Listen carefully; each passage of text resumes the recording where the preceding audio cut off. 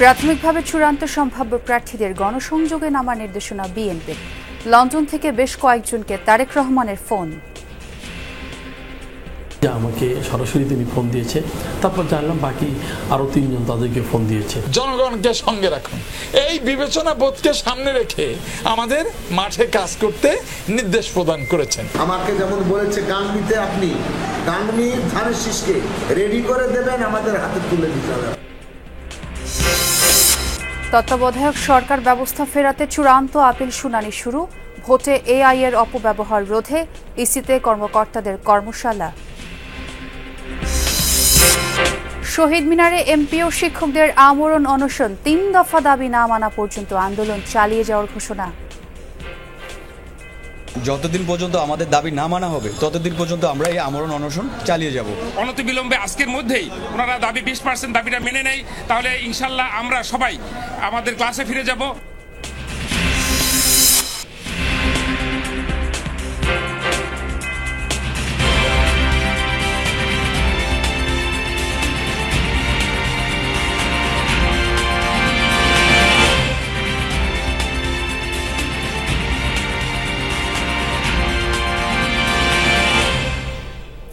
আমন্ত্রণ যমুনা নিউজে, সঙ্গে আছে আমি ছোয়া খন্দকার। আর এতক্ষণ শিরোনাম দেখছিলেন। প্রাথমিকভাবে চূড়ান্ত প্রার্থীদের গণসংযোগে নামার নির্দেশনা দিচ্ছে বিএনপি। লন্ডন থেকে দলের ভারপ্রাপ্ত চেয়ারম্যান তারেক রহমান কয়েকটি আসনে ধানের শীর্ষে প্রার্থীকে ফোন করে নির্বাচনের প্রস্তুতি নেওয়ার নির্দেশ দিয়েছেন বলে নিশ্চিত হওয়া গেছে। এছাড়া ধারাবাহিকভাবে সারা দেশের বিরোধপূর্ণ আসনগুলোর মনোনয়ন প্রত্যাশীদের ঢাকায় ডেকে বৈঠকও করছেন বিএনপির মহাসচিব সহ মনোনয়ন বোর্ডের সদস্যরা। স্থায়ী কমিটির সদস্য হাফেজ উদ্দিন আহমেদ জানান, তফসিলের আগেই সব আসনে একক প্রার্থী চূড়ান্ত করতে চায় বিএনপি। আরিফিন শাকিলের রিপোর্ট। দলের পক্ষ থেকে আপনাদের হাতে আমরা তুলে দিচ্ছি। পুরোদমে নির্বাচনী মেজাজে বিএনপি।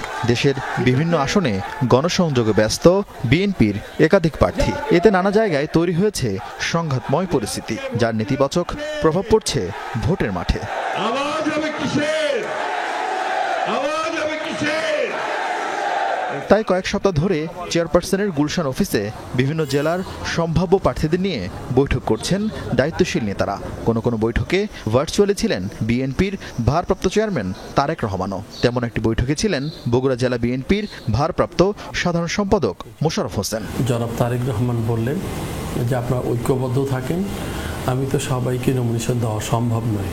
সেই বৈঠকের ফলশ্রুতিতে স্থায়ী কমিটির সিদ্ধান্তে এক আসনে একজন প্রার্থীকে টেলিফোন করতে শুরু করেছেন বিএনপির শীর্ষ নেতা তারেক রহমান। বগুড়া 1 কাজী রফিকুল ইসলাম, বগুড়া 3 আব্দুল মহিদ তালুকদার, বগুড়া 4 মোশাররফ হোসেন, বগুড়া 5 জিএম সিরাজ, মেহেরপুর 1 মাসুদ অরুণ, মেহেরপুর 2 আমজাদ হোসেন এমন ফোন পাওয়ার কথা নিশ্চিত করেন।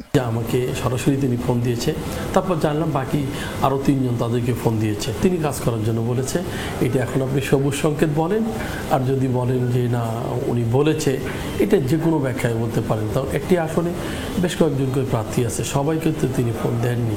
আমাকে যেমন বলেছে গাংনীতে আপনি গাংনীর ধানের শীষকে রেডি করে দেবেন, আমাদের হাতে তুলে দিতে হবে।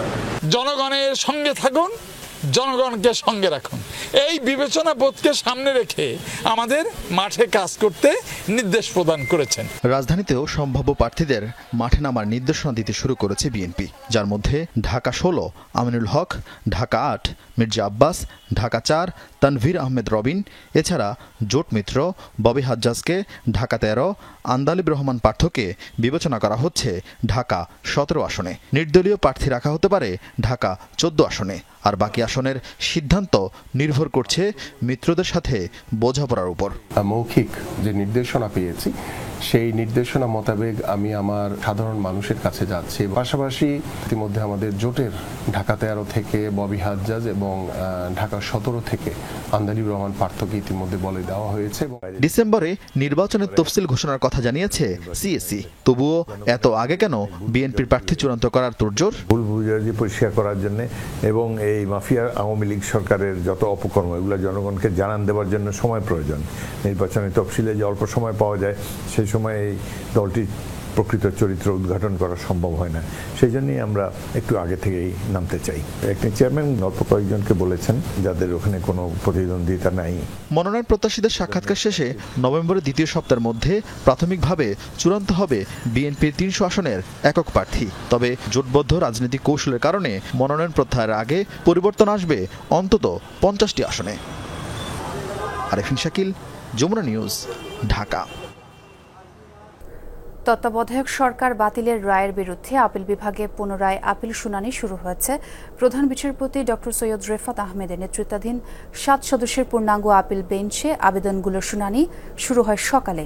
এর আগে গত 27 আগস্ট তত্ত্বাবধায়ক সরকার বাতিল রায়ের বিরুদ্ধে আপিলের অনুমতি দেন আপিল বিভাগ। পুনরায় এ বিষয়ে আপিল শুনবেন বলে জানান আদালত। প্রধান বিচারপতি ডক্টর সৈয়দ রেফাত আহমেদের নেতৃত্বাধীন 7 সদস্যের আপিল বিভাগ এই আদেশ দেন। তখন শুনানিকালে প্রধান বিচারপতি ডক্টর সৈয়দ রেফাত আহমেদ বলেছিলেন, তত্ত্বাবধায়ক সরকার ফিরিয়ে দিয়ে সাময়িক সমাধান দিতে চায় না আপিল বিভাগ। নির্বাচনকালীন সরকার নিয়ে কার্যকর সমাধান চায় আপিল বিভাগ, যাতে এটি বারবার বিঘ্নিত না হয়। বলেন, দেশে গণতন্ত্র প্রতিষ্ঠা করতে এটি যাতে সুদূরপ্রসারী প্রভাব রাখে সেটিই করা হবে।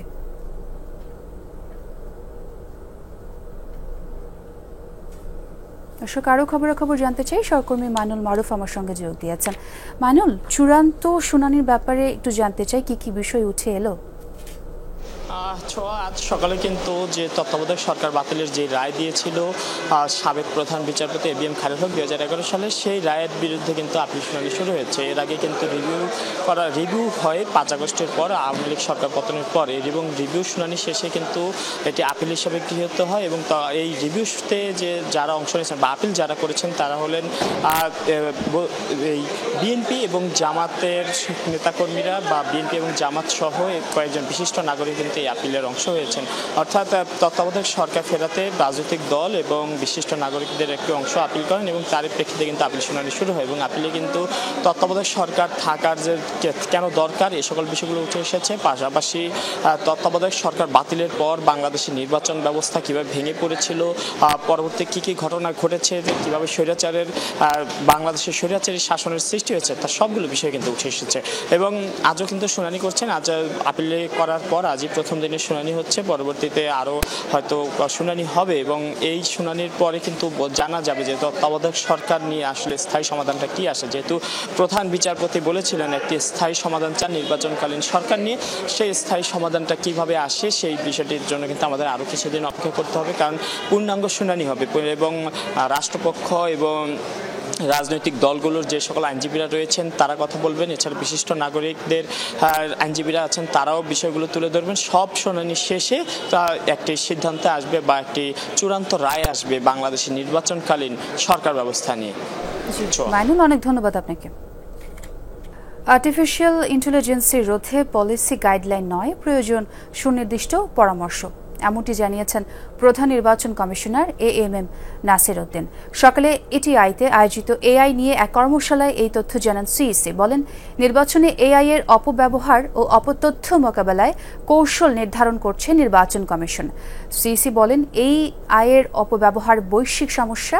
জানান, অপতথ্য রোধে গঠন করা হবে একটি সেল।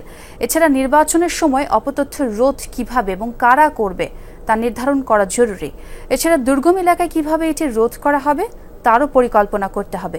নির্বাচন কমিশনের পক্ষ থেকে বারবারই বলা হচ্ছে, এবারে নির্বাচনে অন্যতম চ্যালেঞ্জ এআই এর অপব্যবহার।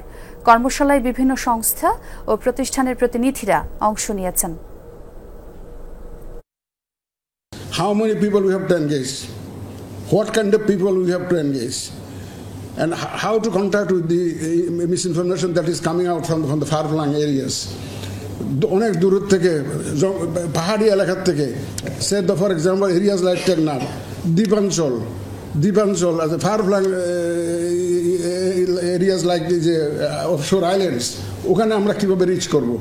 Who will be the people sitting there to communicate with us regarding this misinformation? So all these nitty-gritties you have to suggest.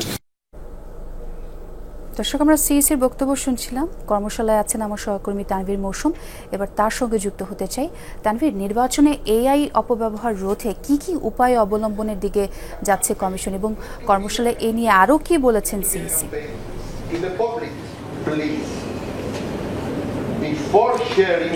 কর্মশালার শুরুতে সিইসি কথা বলার পর তিনি খুব সংক্ষিপ্ত বক্তব্য দিয়েছিলেন, তবে কর্মশালাটি এখনো চলছে এবং সেখানে আন্তর্জাতিক বিশেষজ্ঞ যারা রয়েছেন তারাও কিন্তু আসলে তাদের যে অভিজ্ঞতাগুলো সেই অভিজ্ঞতাগুলো কিন্তু সবার কাছে শেয়ার করছেন। আমি একটু দেখাতে চাই যে এখানে আসলে এখন এই কর্মশালাটি ঠিক কোন পর্যায়ে অবস্থান করছে। তবে তার আগে যেটি বলতে চাই যে আজকে আসলে এই কর্মশালার উদ্বোধন বা শুরুটা কিন্তু হয়েছিল নির্বাচন কমিশনের সিনিয়র সচিব আক্তার আহমেদের বক্তব্যের মাধ্যমে, এবং তিনিও বলছিলেন যে আর্টিফিশিয়াল ইন্টেলিজেন্সের আসলে ভয়াবহতাটা ঠিক কতটুকু হতে পারে এবারের নির্বাচনে। এবং তিনি একটি আন্তর্জাতিক একটি সারা বিশ্বব্যাপী বিশ্বজুড়ে এই যে এআই এর যে অপব্যবহার সেটি নিয়ে তিনি বলেছিলেন যে 92% নির্বাচনেই দেখা যায় যে এই এআই আসলে একটা খুব বড় ভূমিকা পালন করে এবং সেই ভূমিকার আসলে একটা বড় অংশ থাকে আসলে নেতিবাচক ভূমিকা। এবং তারপর প্রধান নির্বাচন কমিশনারও কথা বলেন। এবং একটি বিষয় হচ্ছে যে আমরা দেখেছি যে এই কমিশন দায়িত্ব নেওয়ার পর থেকেই কিন্তু আসলে প্রচুর পরিমাণে এআই নিয়ে তারা সোচ্চার ছিলেন এবং এআই এর ব্যাপারে তারা অনেক বেশি সচেতন ছিলেন এবং অনেক আলোচনা তারা করেছেন, এবং সব মিলিয়ে তারা কিন্তু এখনও এই বিষয়টি নিয়ে সোচ্চার। এআই নিয়ে তাদের অনেক ধরনের মনোযোগ থাকলেও এবং তাদের আসলে অনেক ধরনের কর্মপরিকল্পনা থাকলেও আমরা দেখেছি যে আসলে অনেক কিছুই সুনির্দিষ্ট করা সম্ভব হয়নি। এবং তারপর আমরা দেখতে পেয়েছি যে আজকে এই আর্টিফিশিয়াল ইন্টেলিজেন্সের অপব্যবহার রোধে কিন্তু একটি কর্মশালা অবশেষে আয়োজন করেছে কমিশন, এবং এখানে সাংবাদিকরাও অংশ নিয়েছেন এবং আইন শৃঙ্খলা বাহিনীর সদস্য সহ অনেকেই যারা নির্বাচনের সাথে আসলে জড়িত থাকবেন তারা কিন্তু এই কর্মশালায় অংশ নিয়েছেন। এবং আজকে সিইসি তিনিও তার বক্তব্যে বলেছেন যে এখানে আসলে কোনো ধরনের কোনো পলিসি গাইডলাইন নয়, বরং তারা আসলে চাচ্ছেন একটি সুনির্দিষ্ট গাইডলাইন। তিনি বারবার এই বিষয়টির উপর জোর দিয়ে বলেছেন যে সুনির্দিষ্ট গাইডলাইন দরকার, কিন্তু কোনো পলিসি নয়, এবং ফ্যাক্ট চেক কারা করবেন এই বিষয়টি নিয়েও কিন্তু আসলে সুনির্দিষ্ট হওয়ার ব্যাপারেও জোর দিয়েছেন সিইসি। তানভীর, অনেক ধন্যবাদ আপনাকে যোগ দেওয়ার জন্য। বাড়ি ভাড়া ভাতা 20% বৃদ্ধি সহ 3 দফা দাবিতে আন্দোলন চালিয়ে যাচ্ছেন দেশের বেসরকারি শিক্ষা প্রতিষ্ঠানের এমপিওভুক্ত শিক্ষক কর্মচারীরা। টানা 11 দিনের মতো আজও চলমান আন্দোলন। ঢাকা বিশ্ববিদ্যালয়ের কেন্দ্রীয় শহীদ মিনারে সকাল থেকে শুরু হয় শিক্ষকদের অবস্থান কর্মসূচি। বেলা 11টা নাগাদ এই আন্দোলন এনসিপি নেতাদের সংহতি প্রকাশ করার কথা। বেলা 12:30টায় মুখে কালো কাপড় বেঁধে শাহবাগে অবস্থান নেওয়ার কর্মসূচি রয়েছে। সোমবারও ছিল এমপিওভুক্ত বেসরকারি শিক্ষকদের নানা কর্মসূচি। কেন্দ্রীয় শহীদ মিনারে আমরণ অনশন এবং শিক্ষক সমাবেশ কর্মসূচি পালন করেছেন তারা। শিক্ষকরা জানান, অনশন বিক্ষোভেও দাবি মেনে নেওয়ার আশ্বাস মেলেনি, তাই আন্দোলন আরও তীব্র করার হুঁশিয়ারি দেন তারা। আমাদের মূল বেতন থেকে 10% কেটে নেওয়া হচ্ছে, কিন্তু আমাদের এই 10% আমাদের পরবর্তীতে আমরা যখন রিটায়ারমেন্টে যাব সেটা যোগ করা হয় না। অতএব আমরা দাবি করতেছি যাতে আমাদের 10% না কেটে 5% কাটা হোক। শিক্ষক যদি লাঞ্ছিত হয়, নির্যাতিত হয়, নিষ্পেষিত হয়, তাদের আর যদি ধিক্কৃত হয়, তাহলে সে জাতি কিভাবে উন্নয়নের উচ্চ শিখরে উঠবে? যতদিন পর্যন্ত আমাদের দাবি আদায় না হবে ততদিন পর্যন্ত আমরা এই শহীদ মিনারে কর্মসূচি চালু রাখব। আমরা আন্দোলনের বর্তমান অবস্থা জানতে চাই। আমার সহকর্মী হাসিবুল করিম বিজয় আমার সঙ্গে যোগ দিয়েছেন। বিজয়, শিক্ষকদের কর্মসূচিতে এনসিপির প্রতিনিধি দলের সংহতি প্রকাশের কথা, তারা কি এসেছেন? কি দেখছেন সেখানে? আমরা স্যারেরা একটু দয়া করে বসি, আমাদের শৃঙ্খলার জন্য। আমাদের প্রয়োজনে আমরা বসি, আমাদের প্রয়োজনে আমরাই বসে যাই, আমরাই শৃঙ্খলা রক্ষা করি। এনসিপির যারা নেতা রয়েছে তারা কিন্তু কেউই এখন পর্যন্ত আসেনি, তাদেরকে আমার লক্ষ্য করতে পারি না। তবে শিক্ষকদের যে আন্দোলন সেই আন্দোলন কিন্তু চলমান রয়েছে এবং তাদের যে মূলত 3 দফা দাবি রয়েছে সেই 3 দফা দাবি কিন্তু এখন পর্যন্ত চলমান তারা বলছেন, এবং 10ম দিনের মতো কিন্তু তারা এই আন্দোলনটি চালিয়ে যাচ্ছে। তবে আমি একটু জানিয়ে রাখতে চাই যে তাদের 3টি দাবি হচ্ছে যে মূল বেতনের 20% ভাতা বাড়ানোর তারা মূলত দাবি করছেন। এছাড়াও চিকিৎসা ভাতা 1500 টাকা, পাশাপাশি কর্মচারীদের 75% উৎসব ভাতা দেওয়ার দাবিও তারা জানাচ্ছেন। তবে এই আন্দোলনের সাথে যারা বিভিন্ন দলের নেতাকর্মীরা যারা রয়েছেন তারা কিন্তু সংহতি প্রকাশ করেছেন। গতকালকে বিএনপির পক্ষ থেকেও সংহতি প্রকাশ করা হয়েছে এবং তারা বলছেন যে শিক্ষকরা যেহেতু দেশের কারিগর, তারা যেহেতু দেশের কারিগর, তারা তাদের হাত ধরে যেহেতু এই সমাজ গড়ে ওঠে, সুতরাং শিক্ষকদের সঠিক মূল্যায়ন আসলে করা দরকার। এটা যেমন তাদের দাবি, তারা যেমন বলছেন, বিভিন্ন রাজনৈতিক দলের নেতারাও কিন্তু এই কথাগুলো বলছেন। আমি যদি একটু বলতে চাই যে সরকারের পক্ষ থেকে কিন্তু 5% ভাতা বাড়ানোর প্রস্তাব জানানো হয়েছিল বা তাদেরকে বলা হয়েছিল, কিন্তু সেটিকে তারা কিন্তু প্রত্যাখ্যান করেছে। সেটিকে প্রত্যাখ্যান করে তারা জানিয়েছে যে আসলে 20% ছাড়া তারা কোনোভাবেই অন্য কিছু আর মেনে নেবে না, এবং যতক্ষণ পর্যন্ত আসলে তাদের এই দাবি মেনে নেওয়া হবে ততক্ষণ পর্যন্ত তারা আসলে এই আন্দোলন এবং আমরণ যে কর্মসূচি তারা পালন করছে শহীদ মিনারে, সেটি কিন্তু তারা চালিয়ে যাবে। এবং পাশাপাশি প্রায় 30,000 শিক্ষা প্রতিষ্ঠান বন্ধ রেখে, তাদের কার্যক্রম কিন্তু বন্ধ রেখে তারা এই আন্দোলনে যোগ দিয়েছেন এবং ঢাকার বাইরে থেকে দূর দূরান্ত থেকে কিন্তু শিক্ষকরা সেই আন্দোলনে যোগ দিয়েছেন এবং তারা তাদের দাবি জানাচ্ছেন, তারা তাদের আবেগের কথা বলছেন, তারা তাদের মর্যাদার কথা বলছেন, তারা তাদের সর্বোচ্চ চেষ্টা করছেন আসলে যেন সরকার তাদের দাবি আসলে মেনে নেয়। এবং আজকে আপনি জানেন যে 12টার সময় বা 12:30 নাগাদ মুখে কালো কাপড় বেঁধে কিন্তু একটি শাহবাগী কর্মসূচি পালন করার কথা রয়েছে এবং সেটি পরবর্তীতে তারা পালন করলে আমি পরবর্তী আপডেট আসলে জানাতে পারবো। জি বিজয়, এবং আপনি আরও যে খবরটি জানাচ্ছিলেন, এনসিপি নেতার কেউই এখন এসে পৌঁছায়নি, আমরা আবারও যোগ দিয়ে আপডেট জেনে নেব। চুয়াডাঙ্গায় বিষাক্ত স্পিরিট পানে 6 জনের মৃত্যুর ঘটনায় গোপনে দাফন করা 4 জনের মরদেহ উত্তোলনের আদেশ দিয়েছেন আদালত। এ বিষয়ে আরও খবরাখবর জানতে চাই, সেখান থেকে যোগ দিয়েছেন সহকর্মী জিসান আহমেদ। জিসান, প্রক্রিয়া কত দূর এগোলো এবং সর্বশেষ কি তথ্য আছে আপনার কাছে জানতে চাই। 6 জনের মধ্যে 4 জনের মরদেহ কিন্তু অনেকটাই দাফন প্রক্রিয়া সম্পন্ন করেন এবং বাকি 3 জনের মৃত্যুর কারণ অনুসন্ধান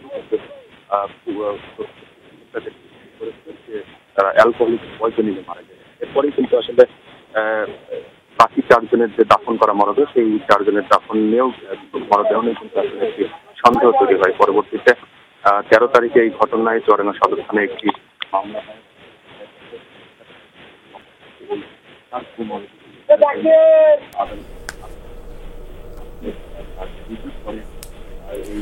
দর্শক, জিসানের সাথে আমরা পুরোপুরি সংযোগটি স্থাপন করতে পারিনি, আমরা পরবর্তীতে আবারও তার সঙ্গে যোগ দিয়ে আপডেট আপনাদের জানাবো। দেশের 2 জেলার সড়ক দুর্ঘটনায় 3 জন নিহত হয়েছেন। এর মধ্যে ময়মনসিংহে ট্রাকের পেছনে অন্য ট্রাকের ধাক্কায় চালক ও হেলপার নিহত হয়েছেন। সকাল 6টার দিকে ঢাকা ময়মনসিংহ মহাসড়কের বৈলর বড় পুকুর পাড় জামে মসজিদের সামনে এই ঘটনা ঘটে। পুলিশ জানায়, ময়মনসিংহগামী পণ্যবাহী একটি ট্রাকের টায়ার ব্লাস্ট হয়ে রাস্তার মাঝখানে দাঁড়িয়ে গেলে পেছন থেকে আরেকটি ট্রাক এসে ধাক্কা দেয়। এতে ঘটনাস্থলেই ওই ট্রাকের চালক ও হেলপারের মৃত্যু হয়।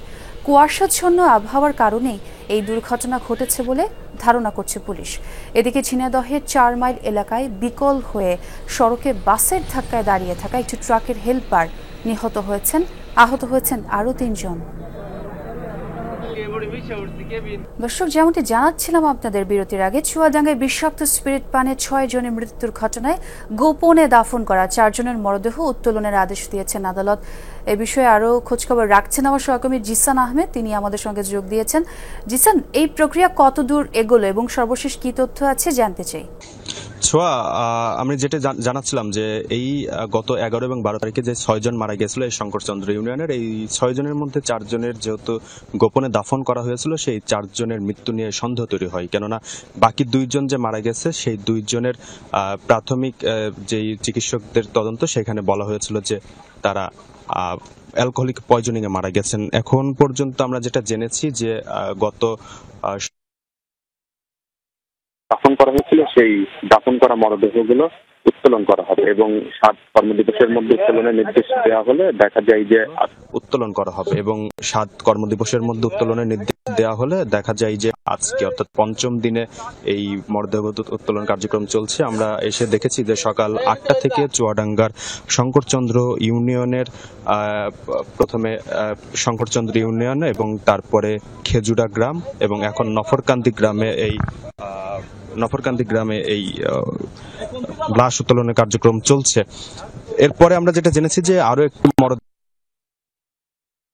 যে পুলিশ এবং জেলা প্রশাসনের নির্বাহী ম্যাজিস্ট্রেটের নেতৃত্বেই এই মরদেহ উত্তোলনগুলো চলছে এবং একই সাথে কিন্তু আমরা গ্রামবাসীদের সাথেও কথা বলেছিলাম। গ্রামবাসীদের পক্ষ থেকে যেটা জানানো হয়েছে যে প্রায় সময়ই কিন্তু এই গ্রামে ভেজাল মদ, অ্যালকোহল এবং স্ট্রিট বিক্রি হয়ে থাকে, অনেকটা প্রকাশ্যে বিক্রি হয়ে থাকে। বিভিন্ন সময় কিন্তু প্রশাসনের কাছে এই অভিযোগ দিলেও এই বিক্রি কিন্তু বন্ধ হয়নি এবং এই আজকে যে লাশ উত্তোলন কার্যক্রম, এই লাশ উত্তোলন কার্যক্রম কিন্তু গ্রামবাসীরা এক প্রকার ক্ষোভ প্রকাশ করেছিলেন প্রশাসনের কাছে। একই সাথে কিন্তু জেলা প্রশাসনের যিনি নির্বাহী ম্যাজিস্ট্রেট আছেন তিনি আমাদেরকে জানিয়েছেন যে এই মরদেহগুলো জেলা প্রশাসনের যিনি নির্বাহী ম্যাজিস্ট্রেট আছেন তিনি আমাদেরকে জানিয়েছেন যে এই মরদেহগুলো উত্তোলনের পরে চুয়াডাঙ্গা সদর হাসপাতালের মর্গে পাঠানোর পরে ময়নাতদন্ত প্রতিবেদন যেটি আসবে সেই প্রতিবেদন আদালতে দাখিল করা হবে। তারপরে কিন্তু আসলে জানা যাবে। আপনার কাছে জানবো জিসান, অনেক ধন্যবাদ আপনাকে যোগ দেওয়ার জন্য। চুয়াডাঙ্গায় স্ক্যাবিসে আক্রান্ত রোগীর সংখ্যা বাড়ছে জ্যামিতিক হারে। চর্মরোগটির প্রকোপ এতটাই বেশি যে প্রতিদিন গড়ে 150 রোগী সদর হাসপাতাল থেকেই নিচ্ছেন চিকিৎসা। হিমশিম খাচ্ছেন চিকিৎসকরা, রোগীরা পাচ্ছেন না পর্যাপ্ত সরকারি ঔষধ। ছোঁয়াচে রোগটি থেকে বাঁচতে চিকিৎসকেরা দিচ্ছেন নানা পরামর্শ। শহর থেকে গ্রাম, ঘরে ঘরে চর্মরোগ স্ক্যাবিসে আক্রান্ত রোগী। নির্দিষ্ট কোন এলাকায় প্রাদুর্ভাব না থাকলেও বিভিন্ন গ্রামে দেখা দিয়েছে ছোঁয়াচে এই রোগের প্রকোপ। তবে ঘনবসতিপূর্ণ এলাকা ও অপরিচ্ছন্ন পরিবেশে দ্রুতই ছড়াচ্ছে রোগটি। পরিবারের এক সদস্য থেকে ছড়িয়ে পড়ছে আরেকজনে। আক্রান্তদের অনেকেরই হাসপাতালে যাওয়ার আগ্রহ কম। পরামর্শ নিচ্ছেন স্থানীয় চিকিৎসকের কাছে।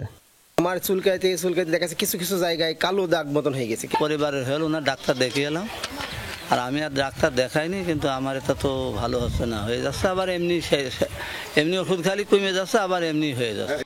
হাত ও পায়ের আঙুল থেকে চুলকানি শুরু, এরপর শরীরের বিভিন্ন স্থানে ছড়িয়ে পড়ছে খোসপচড়া, রাতে তীব্র যন্ত্রণা। এমন উপসর্গ নিয়ে হাসপাতালে আসা রোগীর সংখ্যাও কম নয়। অ্যালার্জি বেড়ায়, এই জন্য ডাক্তার কাছে 2 বছর ধরে আমি দেখছি ওষুধ খাচ্ছি কিন্তু কমে থাকছে, আবার হচ্ছে। ওষুধ খাওয়াকালীন সারছে, তারপর ওষুধ খাওয়া বাদ দিলে মনে করেন যে এটা আবার হচ্ছে। এমন পরিস্থিতিতে পর্যাপ্ত ওষুধ ও চিকিৎসা না পাওয়ার অভিযোগ তুলছেন রোগীরা। হিমশিম খাচ্ছেন চিকিৎসকরা। রোগী অতিরিক্ত, যেটা অসম্ভব, যে দেখা যাচ্ছে টাইম মেনটেন করে ডাক্তার চলে যাচ্ছে, তারপরও রোগী দাঁড়িয়ে থাকছে। আমরা প্রায় 1.5 ঘন্টা আছি, রোগী মেলা হয়েছে, তবে আমাদের সিরিয়াল নাম্বার বলিনি। আবহাওয়া ও পরিবেশগত কারণে বাড়ছে স্ক্যাবিসের প্রকোপ। চিকিৎসকরা বলছেন শীতকালে কমে আসতে পারে প্রকোপ। গরম বা এই যে বর্ষার সময় দেখা যায় এই রোগটার প্রকোপটা বাড়ে, শীতের সময় এটা কমে যায়। তো এখনো শীতের প্রভাব যেহেতু ওইভাবে আসেনি, এখনো ওইভাবে রোগী বেশি আছে। সাদা এক ধরনের পেস্ট জাতীয়, সেটা আমরা দিচ্ছি। তো আমরা বলবো হাইজিনটা মেনটেন করতে হবে, সচেতন হইতে হবে এবং সবাইকে একসাথে চিকিৎসা নিতে হবে। সময় মতো চিকিৎসা গ্রহণ এবং সচেতনতা বৃদ্ধিতে সংক্রমণ নিয়ন্ত্রণে আনার কার্যকর উপায় বলে মনে করছেন বিশেষজ্ঞরা। জিসান আহমেদ, যমুনা নিউজ, চুয়াডাঙ্গা। চীনকে মোকাবেলায় এবার অস্ট্রেলিয়ার সাথে গুরুত্বপূর্ণ খনিজ চুক্তিতে স্বাক্ষর করল যুক্তরাষ্ট্র। সোমবার ওয়াশিংটনে $8.5 বিলিয়ন চুক্তিতে স্বাক্ষর করেছেন মার্কিন প্রেসিডেন্ট ডোনাল্ড ট্রাম্প এবং অস্ট্রেলিয়ার প্রধানমন্ত্রী অ্যান্থনি আলবানিস। চুক্তি অনুযায়ী আগামী 6 মাসে খনি এবং প্রক্রিয়াকরণ প্রকল্পে $1 বিলিয়ন বিনিয়োগ করবে দেশ দুটি। তাছাড়া গুরুত্বপূর্ণ খনিজগুলোর জন্য একটি মূল্য নির্ধারণ করবে। মার্কিন ভূতাত্ত্বিক জরিপ সংস্থার তথ্য অনুযায়ী চীনের কাছে বিশ্বের বৃহত্তম বিরল খনিজ সম্পদ মজুত রয়েছে, যা বৈদ্যুতিক যান, বিমানের ইঞ্জিন ও সামরিক রাডারের মতো পণ্যের জন্য ব্যবহৃত হয়। অস্ট্রেলিয়ার ভান্ডারেও বিরল খনিজের উল্লেখযোগ্য মজুত রয়েছে, তাই চীনকে টক্কর দিতেই এই চুক্তি করেছেন ট্রাম্প।